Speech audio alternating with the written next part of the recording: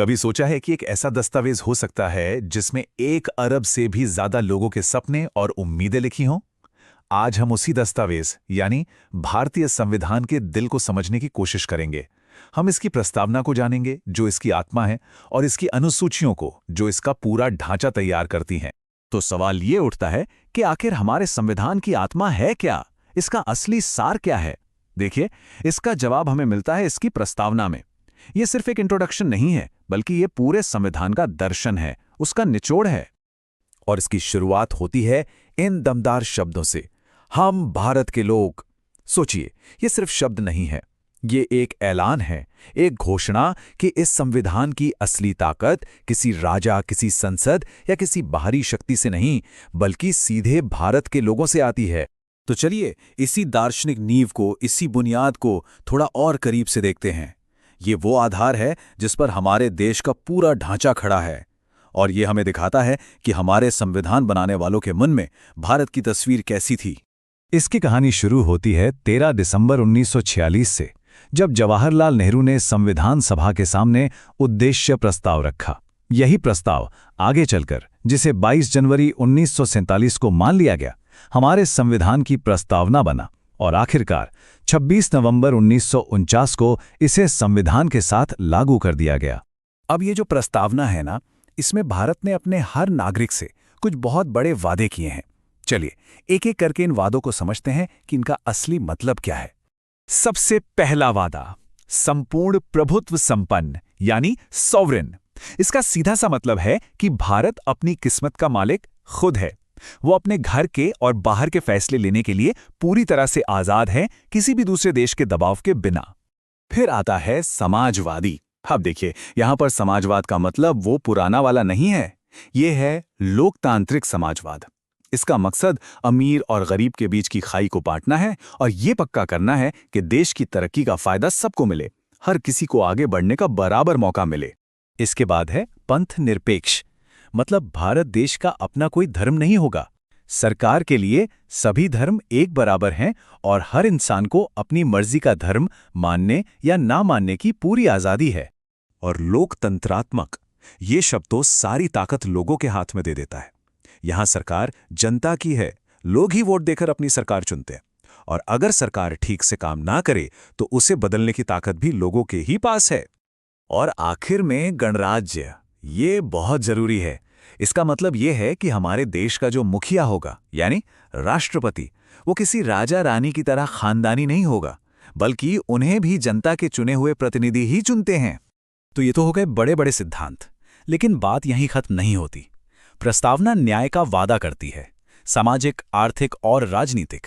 ये आज़ादी देती है, सोचने की, बोलने की, विश्वास की और पूजा की। और ये बराबरी देती है, दर्जे की और अवसर की।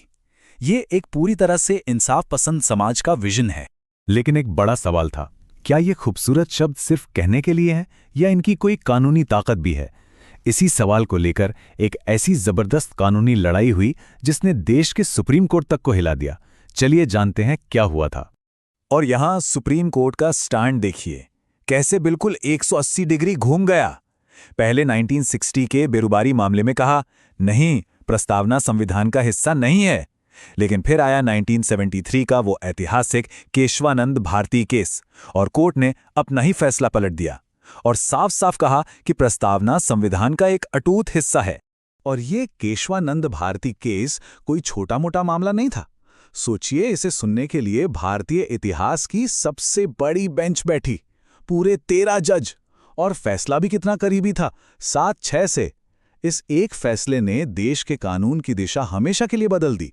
और इसी केस से निकला वो सिद्धांत जिसने सब कुछ बदल दिया, मूल ढांचा या बेसिक स्ट्रक्चर डॉक्ट्रिन। आसान भाषा में समझें तो कोर्ट ने कहा कि संसद संविधान की इमारत में बदलाव कर सकती है, मरम्मत कर सकती है, लेकिन वो इसकी नींव को नहीं हिला सकती। लोकतंत्र, पंथ निरपेक्षता जैसे जो मूल सिद्धांत हैं, उन्हें कोई नहीं बदल सकता। जब ये तय हो गया कि प्रस्तावना संविधान का हिस्सा है और इसे बदला जा सकता है, पर मूल ढांचा नहीं, तभी 1976 में 42वें संशोधन से इसमें पहली और आखिरी बार बदलाव हुआ। इसमें 3 नए शब्द जोड़े गए, समाजवादी, पंथ निरपेक्ष और अखंडता, जिससे हमारे देश के मूल आदर्श और भी मजबूत हो गए। तो हमने प्रस्तावना को तो समझ लिया, जो संविधान का दिल है, उसकी आत्मा है। पर अब बात करते हैं उसके ढांचे की, यानी अनुसूचियों की। ये वो प्रैक्टिकल रोड मैप है जो प्रस्तावना के ऊंचे आदर्शों को जमीन पर उतारता है। आपको पता है, जब संविधान बना था तो इसमें सिर्फ 8 अनुसूचियां थी। बस देश को चलाने के लिए जो सबसे जरूरी बातें थी वो इनमें शामिल थी। सिर्फ 8। लेकिन जाहिर है, जैसे जैसे देश बदला, उसकी जरूरतें बढ़ीं, तो संविधान भी बदला।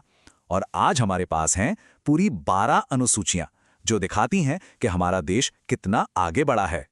अब इनमें से कुछ तो बहुत ही जरूरी हैं, जैसे कि 7वीं अनुसूची। ये केंद्र और राज्य सरकारों के बीच शक्तियों का बंटवारा करती हैं।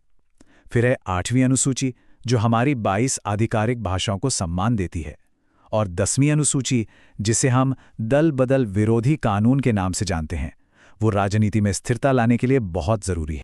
और जो बाद में जोड़ी गईं, वो भी कुछ कम नहीं है। 9वीं अनुसूची आई भूमि सुधारों के लिए, ताकि जमींदारी जैसी पुरानी प्रथाओं को खत्म किया जा सके।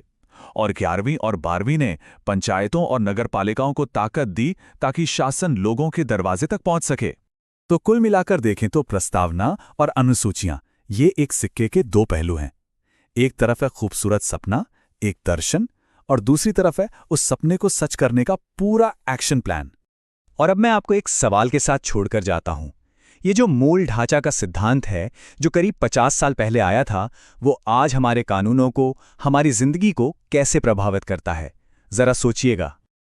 अपनी नॉलेज को इसी तरह बढ़ाते रहने के लिए हमारे YouTube चैनल को जरूर सब्सक्राइब करें।